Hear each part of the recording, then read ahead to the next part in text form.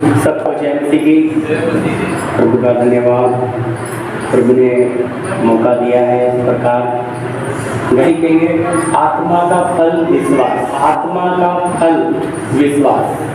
तो हम वचन निकाल लीजिए गलतियों की पत्री 5 अध्याय का 22 वचन। और आत्मा का फल प्रेम, आनंद, शांति, धीरज, कृपा, भलाई, विश्वास। जी, क्या लिखा है? आत्मा का फल विश्वास है। ये पवित्र आत्मा के फल है। आगे मैंने पढ़ाया नहीं 23 में भी, लेकिन हमें समझना है आत्मा का फल क्या है? विश्वास। तो विश्वास जैसा आप सीखते आ रहे, पिछले बार मैंने बांटा है परखा हुआ विश्वास। अगर आपने सुना नहीं है तो बाद में सुन लेना, पर जिन्होंने सुना है तो परखे हुए विश्वास के बाद आ रहा है विश्वास एक आत्मा का फल है। जैसा मैंने इधर आपको बांटा था, विश्वास दिव्य है, फल है। फल है तो फल कहाँ से आता है? फल कहाँ से आते हैं जी? पृथ्वी से आते हैं ना, मिट्टी से है तो जी। तो इसी प्रकार हम पढ़ते हैं, देखो मार्कुस की किताब 4 अध्याय का 28 वचन पढ़िए। पृथ्वी आँख से आँख फल लाती है, पहले अंकुर, तब बाल और तब बालों में तैयार दाना। लिखा है पृथ्वी आप से आप फल लाती है, पहले अंकुर, तब बाल और तब बालों में तैयार दाना। तो यहाँ पे क्रिया देखिए, पृथ्वी के अंदर किस प्रकार काम होता है। सबसे पहले बीज तो मरता है, बीज मरेगा तब जाकर क्या बनता है? अंकुर बनता है। अब हमारे अंदर जब विश्वास आता है तो कुछ क्रिया होती है। और आप देखिए, अगर जो बीज होता है अगर वो उसके 2 टुकड़े हो जाएं तो वो कभी अंकुर बनता है ना, जिंदा बीज। तो इसीलिए हमारे अंदर जो विश्वास परमेश्वर की आत्मा के द्वारा आता है वो अंदर से आता है, क्योंकि वचन कहता है, हमें मिट्टी बताता है। देखो हम कौन है? मिट्टी, और परमेश्वर का वचन है राज्य का बीज। तो ये बीज हमारे दिल में आता है, लेकिन कैसे कैसे क्रिया शुरू करता है? 3 बातें यहाँ पे बता रहा है कि अंदर सबसे पहली बात है अंकुर बनकर आता है। अंकुर जब तक नहीं बनकर बाहर आएगा फिर उस पर बाल बनती है, फिर जाके उसमें दाना आता है, फल है। आत्मा का फल विश्वास। तो ये जो परमेश्वर का आत्मा हमारे जीवन में काम करता है, ये विश्वास कितना मजबूत है, क्योंकि कहां से आ रहा है? अंदर से आ रहा है, अंदर से आ रहा है। इसीलिए विश्वास के द्वारा वचन में लिखा है, पढ़ लीजिए वो भी, इफिसी 2 का 8, इफिसियों की पत्री 2 का 8। क्योंकि विश्वास के द्वारा अनुग्रह ही से तुम्हारा उद्धार हुआ है। क्या लिखा है? विश्वास के द्वारा, फिर अनुग्रह ही से तुम्हारा उद्धार। तो विश्वास अगर अंदर होगा ही नहीं तो क्या हमारा उद्धार हो जाएगा? उद्धार का मतलब है मुक्ति, छुटकारा। लेकिन अगर अंदर विश्वास ही नहीं होगा तो मुक्ति या उद्धार भी होना मुश्किल है। तो विश्वास बुनियाद क्यों है? कई बार जो मैंने स्टार्ट किया आपको बोला बुनियाद है। यहाँ लिखा है विश्वास के द्वारा। कौन सा विश्वास? ये पिछले दिनों में मैंने सिखाया है, परखा हुआ विश्वास, जो आग से ताए हुए आसमान सोने से ही कहीं ज्यादा अधिक बहुमूल्य है। तो परखा हुआ विश्वास प्रभु को चाहिए। तो परखा हुआ विश्वास है तो यहाँ यीशु मसीह अच्छा उदाहरण देते हैं। उगने वाले बीज का दुष्णांत। तो कहते हैं पृथ्वी आप से आप फल लाती है। पहले अंकुर, तब बाल में तैयार दाना। देखो, एकदम हमारे जीवन में कुछ होने वाला नहीं है। मैंने आपको बताया रेतीला विश्वास है जो एकदम आता है, लोग सुनकर बाद में जब नहीं होता तो वो विश्वास चला भी। लेकिन जिसके अंदर जड़ होती है, वो तूफान, आंधी, समस्याएं, कष्ट, कुछ भी आए वो हिलने वाला नहीं है। लेकिन जड़ बनने में टाइम लगता है कि नहीं? बीज, यीशु मसीह बोलते हैं जब तक बीज मर ना जाए तो फल ला। जब तक हमारा मनुष्य स्वभाव खत्म नहीं होता है, तब तक आत्मिक स्वभाव प्रकट नहीं होता। तो मनुष्य स्वभाव तो इंसान आसानी से छोड़ेगा नहीं, आसानी से जाता नहीं है मिट्टी का स्वभाव, क्योंकि हमें मिट्टी अपनी ओर खींचता है। तो ये स्वभाव जाता नहीं, लेकिन हम क्या करते हैं? प्रार्थना करते हैं कि प्रभु हमें समझ दे दो, हमें बुद्धि दे दो।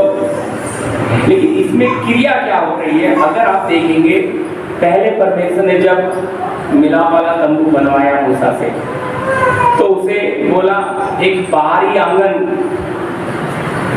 एक पवित्र स्थान, फिर परम पवित्र स्थान, 3 रखा। तो आज बहुत लोग आंगन में प्रार्थना कर रहे हैं, जबकि यीशु मसीह ने जब कलवरी क्रूस पर अपना प्राण दिया तो पर्दा ऊपर से फट गया। जो परम पवित्र स्थान था उसका पर्दा फट गया। अब डैड, परमेश्वर की मर्जी है कि मेरे लोग पवित्र स्थान में आके क्या करें? प्रार्थना करें। लेकिन अब विश्वास की घटी अंकुरी है, अभी बाल बना ही नहीं है, और फिर दाना तो बहुत दूर की बात है, आत्मिक बनना। तो वो जो विश्वास है हमारे जीवन में, उसमें हम कहाँ खड़े हैं? हम अभी तक पवित्रताई में किस लेवल में हैं? ये दर्शाता है कि मतलब हम बाहर ही खड़े हैं क्या आंगन में? प्रभु ने तो हमें अंदर बुलाया, बाहर खड़े रहेंगे तो हमें बाहर का संसार भी नजर आएगा, और जब बाहर का संसार नजर आएगा तो वो अभिलाषाएं हमें अपनी ओर खींचेंगी भी। वो है कमजोर विश्वास। जब अंकुर निकलता है, देखो पेड़ का जब अंकुर निकल के 2 पत्ते ऊपर आते हैं तो उस समय पेड़ बहुत कच्चा नरम होता है ना, कोला बोलते हैं। तो वो जैसे जैसे बढ़ता है तो उसकी डाली भी मजबूत होनी शुरू होती है, ताकि बाल पहले आएगा उसके ऊपर तो उसका वजन वो संभालेगा, फिर उसमें दाना आ जाएगा। लेकिन हमारे अंदर जो विश्वास का काम चलता है, यहाँ बोलता है कि विश्वास के द्वारा अनुग्रह ही से तुम्हारा उद्धार हुआ। और ये तुम्हारी ओर से नहीं है, परमेश्वर की ओर से क्या है? दान है। तो मैं उद्धार के विषय में नहीं जा रहा, मेरा समझाना सिर्फ विश्वास। हम यहाँ आके बैठे हैं, हमारे अंदर कितना विश्वास है कि प्रभु हमारे जीवन में काम कर सकता है, प्रभु हमें बदलने की ताकत रखता है। हम चाहते हैं प्रभु हमारे हालात बदल दे। ध्यान से समझिए, हम चाहते हैं प्रभु हमारे हालात बदल दे, हमारी परेशानियों से हमें निकाल दे। जब हालात बदल जाएंगे, परेशानियों से निकल जाओगे, तो आप फ्री महसूस करोगे। ये विश्वास भी बहुत लोगों में रहता है, लेकिन आप ये नहीं समझते उन हालातों के द्वारा ही आपकी अच्छी पिसाई हो रही है। उन हालात के द्वारा आप दबे हुए हो। यीशु बोलता है ना, हे दबे हुए लोगों, बहुत से दबे लोगों मेरे पास आओ। मैं तुम्हें विश्राम दूंगा। मेरा जुहा अपने ऊपर उठा लो और अपने मनों में तुम क्या पाओगे? चैन, आराम, विश्राम। तो जुहा क्या है? यीशु मसीह की आज्ञाएं, उसे मानना। तो स्वर्गीय पिता हमसे चाहता क्या है? बोलिए। उसे हमारी ताकत नहीं चाहिए, हमारा पैसा नहीं चाहिए, हमारी खूबसूरती नहीं चाहिए। उसे चाहिए सिर्फ हमारा टूटा हुआ मन। और मालूम है मन कब टूटता है? मैंने पिछले दिन सिखाया था, पूरे मन से आप उसमें नहीं थे, लेकिन वचन सुनना ही। तो मन भाई इतना खतरनाक है, ये हमें हमारी इच्छा अभिलाषाओं की तरफ ही लेकर खिंचाव डालता है। इसलिए प्रभु यीशु ने बड़ी आज्ञा दिया, क्या बोलता है? अपने पूरे मन से और पूरे प्राण से और पूरी बुद्धि से अपने परमेश्वर से प्रेम रखना। पर कहाँ होता है ये? मन में तो बहुत सारी बातें पड़ी हैं।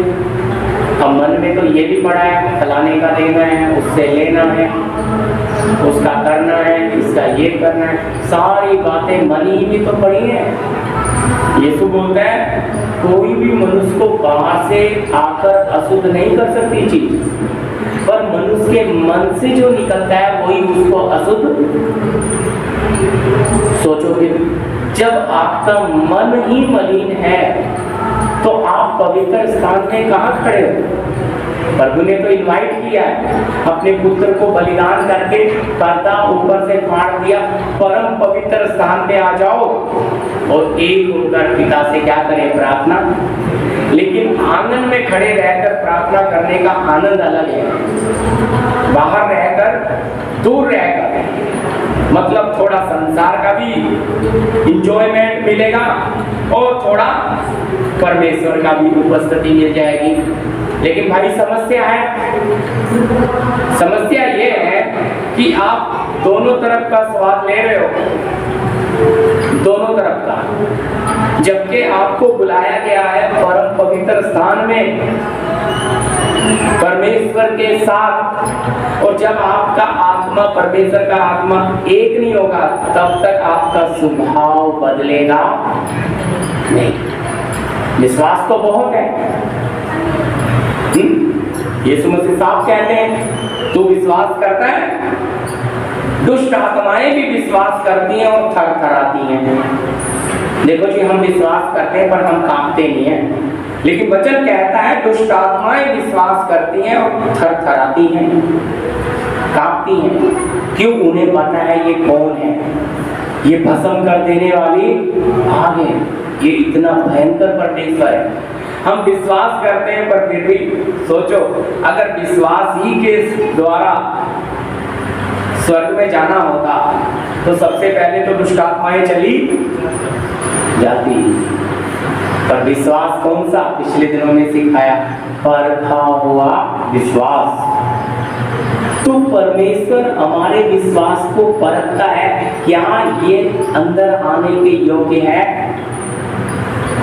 परखते परखते उसे और शुद्ध करते जाता है, और ये शुद्ध करता है हमारे जीवन की परिस्थितियां, हमारे जीवन के हालात, हमें दिया हुआ परिवार, हमें दिया हुआ समाज, हमें दी हुई हालात, दिया हुआ शरीर, ये सब चीजें हमारे प्रभु के पवित्रताई में जाने का एक जरिया है।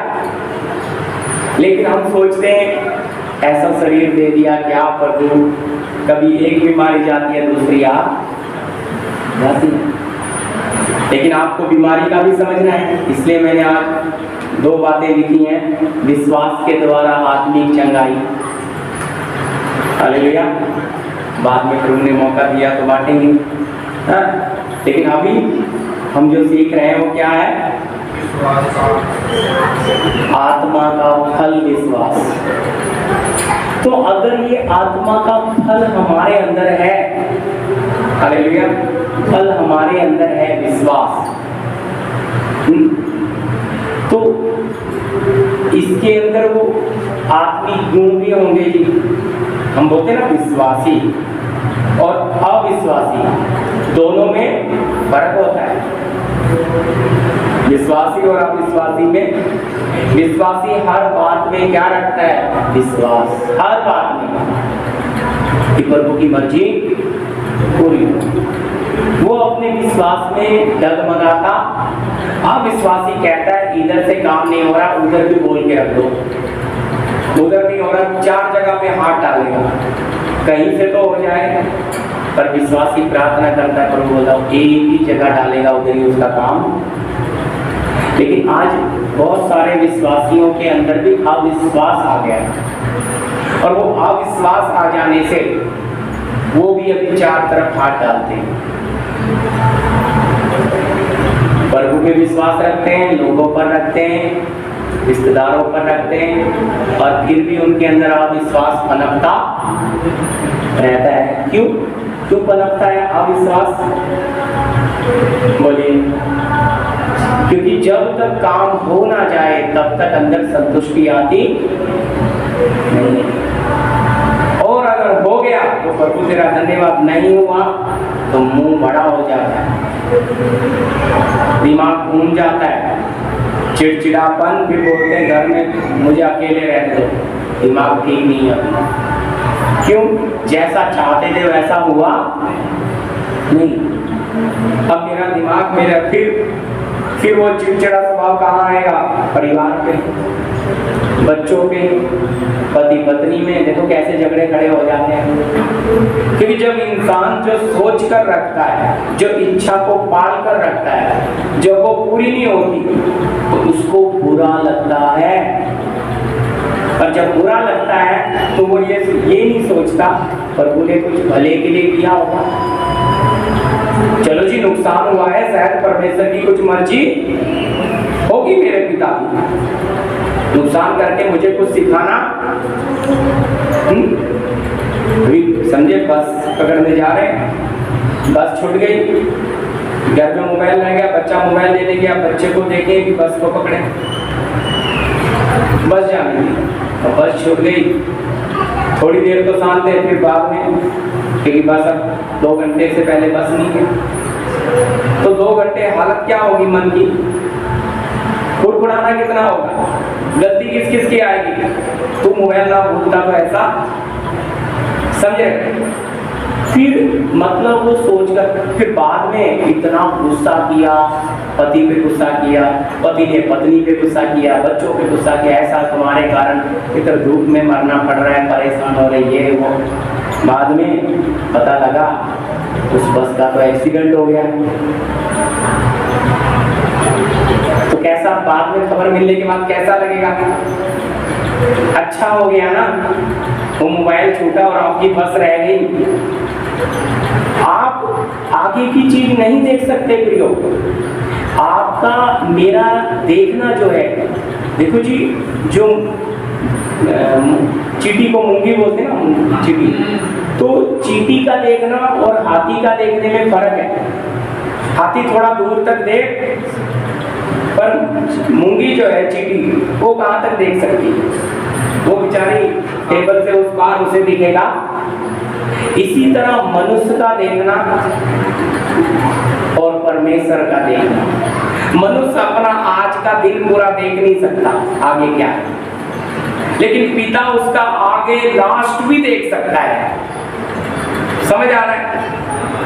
परमेश्वर को प्रदीप का आज का दिन, तो आज प्रदीप का अंत भी पता है, दिख रहा है। तो परमेश्वर इतना विशाल है, तो आज क्या होगा मुझे वो ही नहीं पता, कल का तो मुझे दूर की बात है भाई, आज ही का नहीं। तो परमेश्वर को हमारे आगे का पता है, इसलिए वो हमारे जीवन में अलग अलग परिस्थितियां लेकर आता है। शायद प्रभु ने चाहा ये चीज भूल जाए घर पे, उस बस में इनको बैठने नहीं देना है, लेकिन आपने कितना बवाल उठाया, और जब पता लगा तो आपको पश्चाताप हो रहा है। होकर में बच्चों के ऊपर चिल्लाया, बेकार में पत्नी के ऊपर चिल्लाया, बेकार में झगड़ा किया। क्यों भाई? क्या इतना भी विश्वास नहीं है आपके अंदर? संयम नहीं है आपके अंदर? आत्मा का फल है संयम भी, अभी मैं विश्वास बता रहा हूं। तो है तो प्रभु के लोग, लेकिन अपना संयम, हमारे पास उतना विश्वास नहीं रहता। क्यों भाई, क्यों नहीं रहता विश्वास? विश्वास में गति क्यों है? कारण क्या है? हालेलुया। तो यहाँ लिखा विश्वास के द्वारा। अगर हमारे अंदर विश्वास कार्य नहीं करेगा तो क्या है? पढ़िएगा मेरे साथ, याकूब की पत्री 2 अध्याय का 17। याकूब की पत्री 2 का 17। वैसे ही विश्वास भी यदि कर्म सहित न हो तो अपने स्वभाव में मरा हुआ है। जी, क्या लिखा है? वैसे ही विश्वास भी यदि कर्म सहित ना हो तो अपने स्वभाव में क्या है? तो आप बताइए, मरे हुए विश्वास से आप कुछ कर सकते हो? मरे हुए विश्वास से तो लड़ाई झगड़े ही होंगे, मरे हुए विश्वास से तो बुराइयां ही आएगी। मरी हुई चीज में से क्या निकल कर आती है? बदबू। सच है? तो मरे हुए विश्वास से कोई खुशबू, अच्छी चीज निकल? तो इसी प्रकार अगर आपका विश्वास जिंदा होगा तो उसमें क्रिया नजर आएगी, जो मैंने आपको पढ़ाया, अंकुर, बाले, उसके बाद फल। फल यानी कि आपका जीवन, एक विश्वासी का जीवन बताएगा यार सच में विश्वासी। फल आएगा, ये फल किसके लिए है? वचन में लिखा है, टेढ़े और हठीले लोगों के बीच में परमेश्वर की निष्कलंक संतान बने रहो। तो टेढ़े हठीले लोगों को हमने फल खिलाना है। कुछ लोगों को लगता है ये आत्मा के फल हमने स्वर्ग में लेकर जाने हैं। आत्मा का फल स्वर्ग में लेकर जाना, ये विश्वास यहाँ दिखाना है। कहाँ दिखाना है? इस पृथ्वी पे हम कितने अच्छे विश्वासी हैं, विश्वास के द्वारा। तो ये विश्वास जब यहाँ दिखाएंगे और विश्वास जिंदा होगा तो कईयों के जीवन में काम, समझ रहे हैं? अभी आप बोलेंगे हे प्रभु आत्मा के 9 फल थे, देखो हम तो बचा के ले आए, देखो ये प्रेम भी ले आए, आनंद भी ले आए, खुशी भी ले आए, विश्वास भी ले आए, संयम भी ले आए, सब ले आए। तो प्रभु बोलेगा भाई प्रदीप ये तूने क्या किया? ये तो तुझे अपने पड़ोसियों को देना था, ये तो तुम्हें अपने मित्रों को देना था, तूने वहां उनको तो ये फल खाने नहीं दिया तूने। अब मैं क्या करूं इस फलों का? मेरे किस काम के? क्योंकि अगर तू उनको खिलाता तो उनमें जीवन आता। सच कह रहा हूं, बुरा नहीं मानो। और ये फल तो तू संभाल संभाल के इकट्ठा करके झोली भर के मेरे पास ले आया, मेरे किस काम का? समझ रहे ना? तो इसी प्रकार विश्वास वो है, देखो विश्वास बड़े से बड़े पहाड़ को हटा सकता है। वचन में लिखा है, हे बड़े पहाड़ तू क्या है? मैं आपको ज्यादा पढ़ा नहीं रहा, बाद में पूछ लेना चाहिए। हे बड़े पहाड़ तू क्या है? जरुब्बाबेल के सामने मैदान हो जाएगा और चोटी का पत्थर पुकारते आएगा, अनुग्रह हो, अनुग्रह हो। तो इसका मतलब बड़े से बड़ी समस्या भी आपके सामने क्या बन जाएगी? मैदान। होता क्या है? आपके जीवन में बहुत कमियां हैं। क्या है जी? आपके जीवन में बहुत कमियों के खड्डे, खड्डा समझते हैं ना? अब एक बड़ा पहाड़ आ गई समस्या और आप कहते हैं हे प्रभु इस समस्या से निकाल दो, चाहे वो बीमारी हो, चाहे वो पैसे की तंगी हो, चाहे वो क्लेश हो, चाहे वो सताव हो, चाहे वो बदनामी हो। आप कहते हैं प्रभु ये समस्या का पहाड़ हटा दो, लेकिन प्रभु कहता है नहीं प्रदीप जी, ये समस्या का पहाड़ हटेगा, इस समस्या से आपको टकराना है। अब जब वो समस्या आके भाई सुनील जी से टकराएगी, समझना, तो सुनील जी से वो समस्या टकराने से ही सुनील जी के अंदर के सारे खड्डे भर और वो पहाड़ क्या बन गया? मैदान। और सुनील भाई परिपूर्ण हो गया। सारी कमियां उस बड़ी समस्या ने क्या किया? पूरा किया कि नहीं बोलो? लेकिन अगर उस समस्या से सुनील भाई बोले नहीं प्रभु मुझे बचा लो, शॉर्टकट रास्ता देके इधर उधर हाथ पैर मारे, इधर भागे उधर भागे और उस समस्या का सामना ना करें, तो पहली बात तो सुनील भाई में विश्वास नहीं है, वो प्रभु के पुत्र नहीं है, वो प्रभु को पहचाने नहीं है। अगर पहचाने हैं तो समस्या का सामना करेंगे, हालात का सामना करेंगे। पर अगर हालात का सामना करने से ही उसको हरा सकते हो, हालेलुया, अगर उसका सामना से आप उससे बचने की कोशिश करोगे तो भाई फिर आप बर्बाद हो जाएंगे। क्योंकि वो समस्या इसीलिए आई है कि भाई आपके जीवन को और ज्यादा आत्मा में मजबूत, आपकी कमजोरी, खड्डों के कारण क्या है? मनुष्य कमजोर है जी। अब खड्डे भर जाएंगे, मैदान बन जाएगा तो कितना अच्छा लगेगा बोलो। अब उन खड्डों को भरने के लिए तो परमेश्वर क्या लेकर आया? बड़ा पहाड़, बड़ी समस्या। अब उस समस्या के द्वारा पहले प्रार्थना करने का समय नहीं था, अब इतनी समस्या का पहाड़ आ गया कि अब मजबूर जबरदस्ती प्रार्थना करने बैठ रहा हूं। तभी हालात क्या कर रहे हैं? अब हालातों के द्वारा नम्रता आएगी, हालातों के द्वारा प्रेम आएगा। अब देखो समस्या किस तरह हमारे अंदर ईश्वरीय फल को उत्पन्न करता है। लेकिन अगर हालात को ही हम ना समझें, हम सोचे हमारे जीवन में अचानक कुछ हुआ है, भाई अचानक कुछ नहीं होता है। आपके मेरे परमेश्वर ने हमें हर चीज छांट कर दी है। हम अचानक कोई चीज अपने घर पे नहीं लेके आते, हर चीज की जरूरत होती है, उसी हिसाब से हम अपने घरों में वो चीजों को लेकर, फालतू में कोई चीज लाते हो क्या? बोलिए, हाँ फालतू में कोई चीज लेकर आते हो? नहीं। हाँ आज नहीं तो 2 साल के बाद उसकी जरूरत पड़ेगी, पर जरूरत पड़ेगी। ठीक इसी तरह परमेश्वर ने भी हमारे जीवन में जो जरूर बड़ी योजना के साथ हालात रखा है, उस परिस्थिति के द्वारा मेरे अंदर वो नम्रता लेकर आना चाह रहा है। लेकिन मुझे लगता है नहीं प्रभु ये काफी नहीं है, मुझे इसमें से निकाल दो। प्रभु कहता है तो कितना भी चिल्ला, मैं इसमें से तुझे निकालूंगा। मैंने पिछली बार सिखाया है परखा हुआ विश्वास, सुन लेना अगर ये और भी अच्छा समझ आएगा। तो पर हमारे जीवन में विश्वास का फल जो आया है, तो अगर वो मरा हुआ है, वो जिंदा है, कैसे पता लगेगा जी? क्रिया के द्वारा। क्रिया कहाँ आएगी? जीवन में। बच्चा बीमार है तो दिल हिलता है क्या? बड़ी समस्या आ रही है, घबराहट आती है क्या? चारों तरफ से परेशानियां आ गई, घबराहट आती है क्या? हाथ पैर ढीले पड़ते हैं क्या? चिंता का पहाड़ सर पे आ रहा है क्या? यीशु ने तो बोला बहुत से लोगों मेरे पास आओ मैं तुम्हें विश्राम।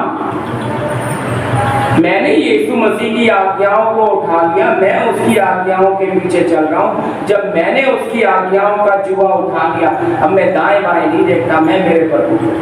अब तूफान आने दो, समस्या आने दो, क्लेश आने दो, मुझे वो कुछ भी कर नहीं सकते। बीमारी भी आ जाने दो, इसलिए अगला विषय मैंने बीमारी लिया है, तो वो भी मेरा कुछ बिगाड़ नहीं सकती। लेकिन भाई समस्या है, वहां तक मुझे जाने का क्या नहीं है, मन नहीं है। मैं चाहता हूं प्रभु कुछ भी है तू मेरी इज्जत बचा। मैं इतने समय से बीमार हूं, मेरा बच्चा ऐसा है, तू छुड़ा ताकि मैं बहुतों को तेरी गवाही। मूसा ने भी बुद्धि लगाई थी, मूसा भी बोला हे प्रभु मैं ही अपने लोगों को छुड़ाने के लिए एक मिस्री को मार के रेत में छुपा दिया। प्रभु ने 2 मारे आदमी तो मैं ध्यान जाके उसको 40 साल उधर कर दिए, भेड़ बकरी चुराया। हम अपनी बुद्धि से प्रियो कुछ भी, अब उसको तो लगा मैं ही मिस्री हूँ, मैं ही इनको छुड़ाऊंगा, मैं ही इनका भाई। जब तक हमारे अंदर ये रहता ना हम कुछ कर सकते हैं, हम योग्य नहीं है।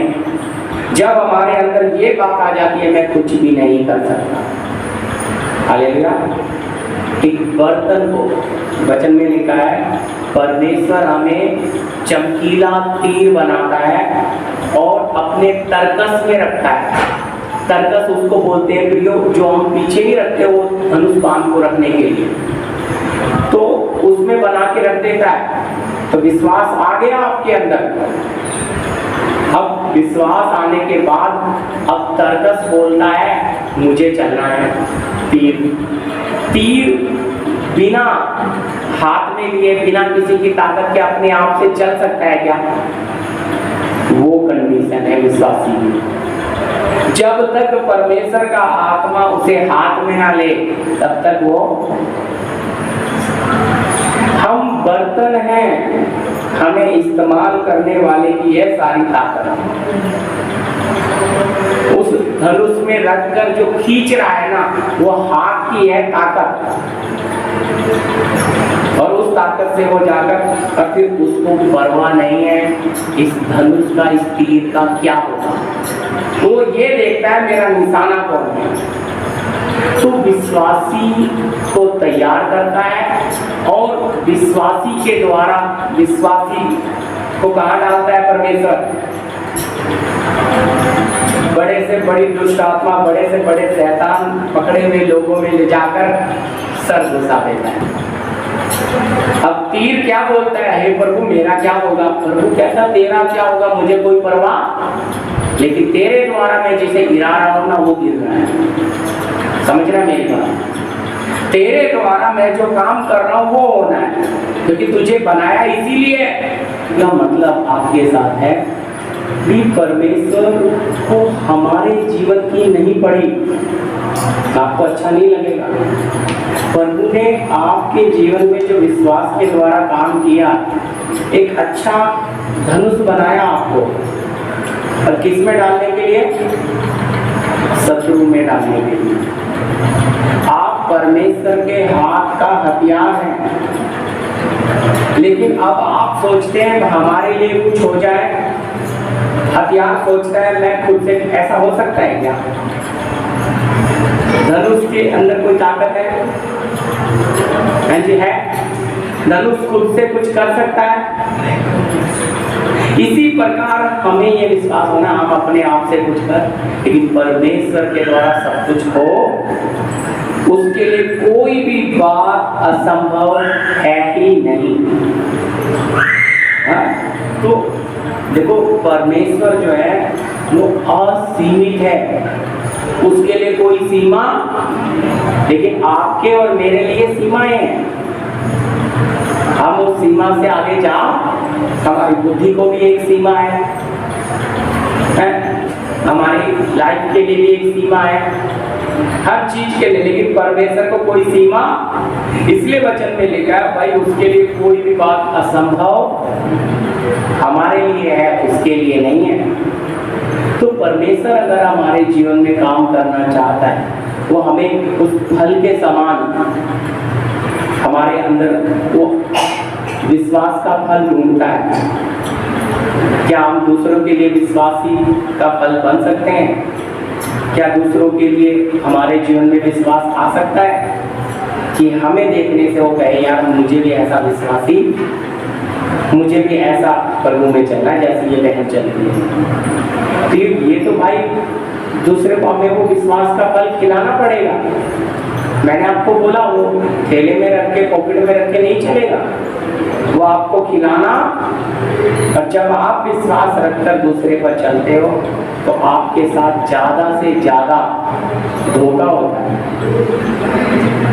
आप बहुत अच्छा करते हो और आपके साथ बुरा होता है। ये बताइए, जिस पेड़ के फल मीठे होते हैं उसी के नीचे ना डंडे पत्थर चप्पलें टूटी हुई मिलती है।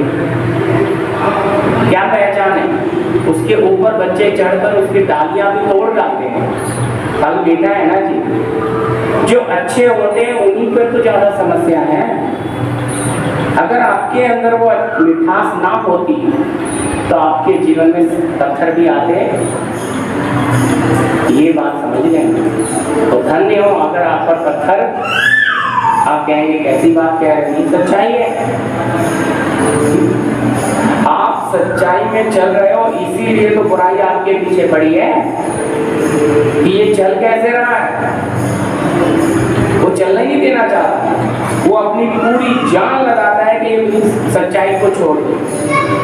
लेकिन अगर हम विश्वास में बने रहेंगे तो वो जीवन का मुकुट पाएंगे। तो ये विश्वास का फल, जो आत्मा का फल मैंने आपको बोला भाई, ये आत्मा का फल प्रभु ने जो हमें दिया है, तो इसमें हम कहाँ तक पहुँच रहे हैं, हमारी पहुँच कहाँ तक है? क्या अभी अंकुर ही आया है? क्या अभी हम सिर्फ यहीं तक पहुँचे हैं, आंगन तक, या पवित्र स्थान में? मालूम है पवित्र स्थान की खूबी देखिएगा, जब एक व्यक्ति पवित्र स्थान में पहुंच जाता है ना, उसे दीन दुनिया से कोई मतलब, वो जब अकेला भी प्रार्थना करता है तो रोंगटे उसकी महान उपस्थिति, वो फिर धीरे धीरे उस पहचान में आता है कि शरीर की चंगाई से बड़ी आत्मा की चंगाई है। और जब तक एक विश्वासी का विश्वास शरीर की चंगाई पे लगा है तो आत्मिक जीवन में बढ़ेगा नहीं भाई। अगर उसे आत्मिक जीवन में बढ़ना है तो उसे शरीर की चंगाई से क्या करना है, बाहर आना है। अब आज क्या हो गया, अब विश्वास तो देखने से आता है। हाँ, और मैंने आपको बताया था मसीह विश्वास सुनने से आता है, शरीर का विश्वास देखने से आता है। लोगों को दिखाया जाता है, देखो भाई कि भाई का इतना बड़ा किडनी खराब हुआ था, नया आ गया, तो भाई इसका आ गया, तो हमारा भी रेतीला विश्वास। जब ये डाल दिया जाता है तो आत्मिक बातों को लोग नहीं समझते, जो मैं आपके साथ अगले हफ्ते बांटूंगा, इस हफ्ते नहीं अभी। आत्मा के द्वारा, विश्वास के द्वारा आत्मिक चलना। तो जो बहरापन, जो अंधापन है, जो समझ ना खुलना, मतलब 10 साल हो गए प्रभु में आए लेकिन समझ क्यों नहीं खुली भाई? विश्वास तो करते हो भाई, विश्वास करते हैं, जमीन में है, पर अब तक जैसा सड़ना था सड़े नहीं, अंकुर तो आया ही नहीं बाहर, ज्यादा चले गए अंदर। विश्वास अच्छा करते हैं लेकिन जीवन में कुछ प्रमाण नहीं है, क्योंकि विश्वास आ गया शरीर की बात पे, अब आत्मा की बात समझ में आती ही नहीं है। हम कहते हैं, परमेश्वर के दास कहता है मेरी बातों में ज्ञान भी हो, लेकिन आत्मा का प्रमाण है। प्रभु कहता है विश्वास दिव्य है, हम जैसा पढ़े थे, तो दिव्य है, विश्वास जिंदा है। अब जिंदा विश्वास है तो क्रिया क्यों नहीं कर रहा भाई, काम क्यों नहीं कर रहा? वचन कहता है, मैं आगे आपको पढ़ाने वाला था, विश्वास करने वालों में चिन्ह होंगे, ये मैं अगले हफ्ते पढ़ाऊंगा, अपने यहाँ समय हो रहा है। तो विश्वासी के अंदर चिन्ह पास्टर में नहीं होंगे, किसमें होंगे? विश्वासी में होंगे। आज तो पास्टरों में भी नहीं है भी तो वो भी जोर लगाते हैं। लिखा है वो रोगों पर हाथ रखेंगे तो वो चंगे हो जाएंगे। तो असल बात यह है कि विश्वास अगर दूसरे के जीवन में कार्य करेगा तो उसके विश्वास में जिंदा विश्वास है। पर अगर विश्वासी का ही विश्वास मरा हुआ है तो दूसरे में वो कोई प्रभाव डाल नहीं सकता, उसमें कोई क्रिया आएगी नहीं। पर वो पे बहुत विश्वास करता है लेकिन भाई वो विश्वास मरा हुआ है, क्योंकि उसमें क्रिया, विश्वास प्रभु पे करता है लेकिन गाड़ी खुद चलाता है। कहता है प्रभु बस तू पीछे बैठा रहे, पीछे बैठा रहे, गाड़ी में खुद चला लूंगा। मालूम जब चढ़ान आती है, गांव में साइकिल चलाते हैं, पीछे अगर कोई बैठा है चढ़ान पे कैसे साइकिल कैसे चढ़ाते हैं मालूम है भाई? खड़े भी होकर पैडल मारना पड़ता है। चढ़ान है ना, जोर लगता है पूरा। पर अगर प्रभु आगे होगा, आप पीछे बैठे होगे, तो आपको जोर लगाना पड़ेगा। मेरी बात समझ रहा? उस साइकिल से हम अपने जीवन को समझें कि अगर मेरा प्रभु मुझे बोलता है प्रदीप तू पीछे बैठ, मुझे तेरा जीवन चलाने, तो मुझे कोई दिक्कत नहीं है। चढ़ान भी आए, पहाड़ भी आए, मुझे खड़े होकर पैडल मारने की कोई जरूरत नहीं है, क्योंकि मेरा प्रभु लेकर खुद मुझे ताकत लगाने की, मुझे बुद्धि लगाने की कोई जरूरत। लेकिन विश्वास कहाँ है? उतना विश्वास नहीं है। प्रभु आपको मानते हैं, आपसे प्रार्थना करते हैं, चमत्कार कर दो बस। भाई ये कोई बाबा थोड़ी है जो चमत्कार कर देगा। अच्छी तरह समझना। देखो संडे से गए संडे रायन में प्रेयर का एक बहन आई, इस तरह उसको लेके आए, तो उसको बेचारी को ये हो गया था, क्या बोलते हैं, नया परिवार था। उसकी सास आई, बहू आई, पैरालाइज मार गया था उसको, लगवा, हिंदी लगवा मार गया। तो आप थोड़ा बेचारी बहुत रो रही। तो मैंने बोला सिस्टर क्या? बोली मेरे छोटे छोटे 2 बच्चे, मेरा काम भी नहीं छूट गया, अभी कैसे चलेगा? मैं बोला प्रभु की मर्जी, प्रार्थना करें। मैंने प्रार्थना किया। अब ये संडे तो स्कूल में प्रेयर नहीं था, मैं सिस्टर के घर गया। सिस्टर ने वहाँ वो पहली आई, लेकिन सिस्टर ने बोला नहीं ज़्यादा लोग नहीं जमा करना है, हम 5-6 लोगों में ही प्रार्थना करेंगे। वो चली गई। फिर बोली प्रार्थना खत्म हो जाएगी तो मुझे बुलाना। फिर प्रार्थना खत्म होगी, भाग के आई, बच्चों को भी लेकर आई। तो बोलती देखो पास्टर मैं बिल्कुल ठीक हो गई हूँ और अभी मैं काम पे भी जा रही हूँ। सच में प्रभु अच्छा है। तो भाई मैं उस बात से इतना खुश नहीं हुआ। शरीर का रोग चंगा हो जाने से कोई उद्धार पाता नहीं है। आत्मा में बहुत सारी बातें हैं। आत्मा में लकवा मारे हुए लोग पड़े, आत्मा में अंधे हैं, आत्मा में बहरे हैं। बहरे वो अपने पिता उन्हें कितना भी चिल्लाता रहेगा, बहरे को कुछ सुनाई देगा, लेकिन अगर बहरे के कान खुल जाए तो बड़ी बात है। पिता की आवाज सुन पाएगा तो धन्य है उसका जीवन। तो शारीरिक चंगाई से आत्मिक चंगाई कितनी कीमती है। देखो जी शरीर का, जिस दिन शरीर का जीवन, और याद रखना हमारा पिता इतना बुरा नहीं है। अब मैंने नहीं मांगा कि प्रभु मेरी किडनी दे दो, मुझे क्या दे दो, प्रभु तेरी मर्जी। मैं आपको बता रहा 2007 से 2000 लॉकडाउन में, फर्स्ट लॉकडाउन में मेरा कमर का क्रैक हुआ, तब मुझे पता लगा कि भाई किडनियां आ गई। मैंने बोला प्रभु तू जब तक रखेगा। मुझे ये पता था प्रभु अगर रखना चाहता है तो बिना किडनी के भी मुझे चला। मैंने कभी चेक कराने गया नहीं, कभी नहीं। मुझे पता प्रभु की मर्जी है भाई, जो माँ के गर्भ में बना सकता है वो ठीक क्यों नहीं। याद रखना जब प्रभु हमारे आत्मिक जीवन को अच्छा करता है तो हमारा शारीरिक जीवन उद्गत होगी। यीशु क्या बोलता है, जब आप अपना भीतर वाला देते हो तो बाहर वाला अपने आप ही। लेकिन इंसान कहते हैं नहीं नहीं प्रभु हमें पहले बाहर वाला अच्छा कर दो, तो बाद में भीतर वाला तो जल्दी किसी को दिखता नहीं है। भीतर वाला बाद में कर दो, पहले बाहर वाला। ऐसा ये प्रभु कभी नहीं करता। ये परमेश्वर अंदर से करके लाता है। जमीन के अंदर अंकुर फूटते हुए बीज सड़ के अंकुर बाहर आता है, फिर बाहर वो नया पत्ते दिखने, फिर उस पे बाल आती है, फिर उसके ऊपर फल। तो हमारे जीवन में भी ऐसा ही अंदर से होगा भाई। अगर अंदर नहीं हुआ तो बाहर वाला कोई मतलब, प्रभु का आपका बाहर वाला नहीं चाहिए। बाहर वाला क्या दे सकते हो आप? समय दे सकते हो, फुल टाइम दे सकते हो। फुल टाइम में भी तो सो गया, मैं भी सोता हूँ फुल टाइम में भाई, फिर भी नींद तो लेता हूँ, मैं इंसान हूँ। रिश्तेदारों को भी समय दे देता हूँ, फुल टाइम हूँ। बच्चों को भी समय देता हूँ, फुल टाइम हूँ। फुल टाइम दे के भी इंसान क्या करता है, अपनी मनमर्जी।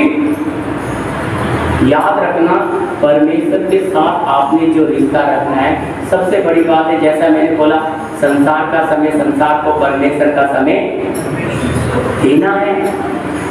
आपको वो थोड़े ही समय काफी है। उसके साथ का जो रिश्ता आपका बनना है, अंदर वाला मांग रहा है, बाहर वाला सब देने को तैयार, पैसा भी दे देंगे, दान भी दे देंगे, समय भी दे देंगे, लेकिन अंदर वाले को छूना नहीं है, अंदर वाला कुछ नहीं देंगे। पर वो कहता है तू मेरे योगी, क्योंकि मुझे जो चाहिए वो तो अंदर पड़ा है। अंदर पड़ी है मनमर्जी, अंदर पड़ी है इच्छाएं, अंदर पड़ी है लालसाएं, अंदर पड़ी है अभिलाषाएं। मुझे अंदर वाला चाहिए ताकि मैं तुझे शुद्ध और बाहर वाला भी पवित्र हो जाए, समझेगा। लेकिन मनुष्य कहता है नहीं नहीं, अंदर वाला दे दूंगा तो कैसे चलूंगा, इस रास्ते पे कैसे चलूंगा, फिर खुशी कहाँ रह जाएगी। अब इच्छाएं रखी हूं तो इच्छाओं के पीछे चलूंगा तो अच्छा लगेगा, अभिलाषाएं रखी है उनको पालने के लिए चलूंगा, फिर आप प्रभु के पीछे कैसे चलोगे जी। आप इच्छा को छोड़ो, प्रभु मेरी इच्छा तेरी इच्छा में छुपा रहा हूँ, आप जैसा चाहते हो जाए। कर्म करे फल की चिंता, प्रभु की मर्जी है तो आपका काम खुद ही। लेकिन अगर आप कहेंगे नहीं प्रभु तू कर, तभी तेरा नाम को महिमा देंगे, हम गवाही देंगे, प्रभु तुम्हारी गवाही का लालची नहीं है। हालेलुया।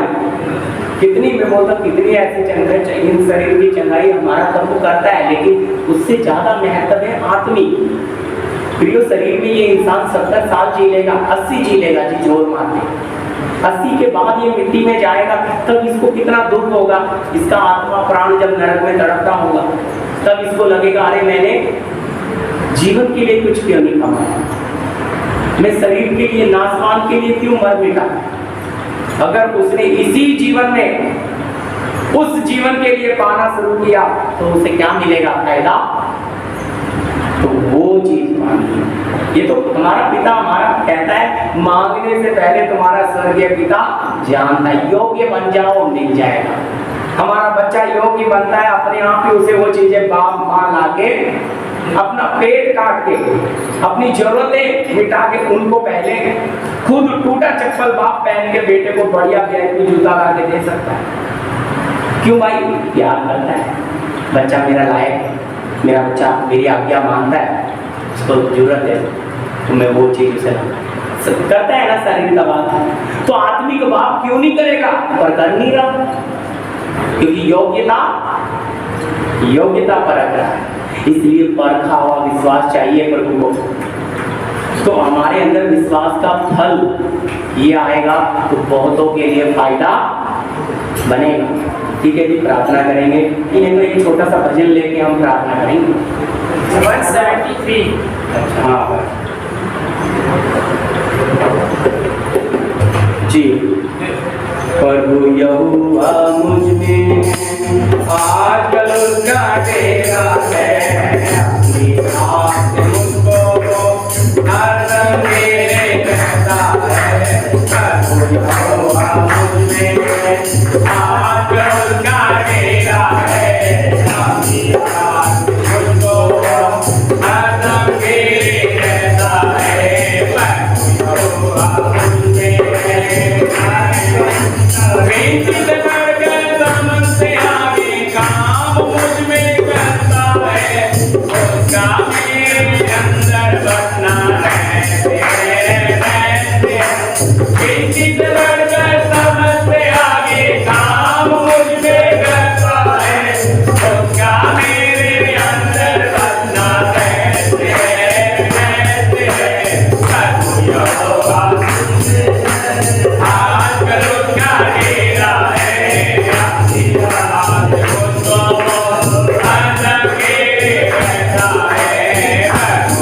यहोवा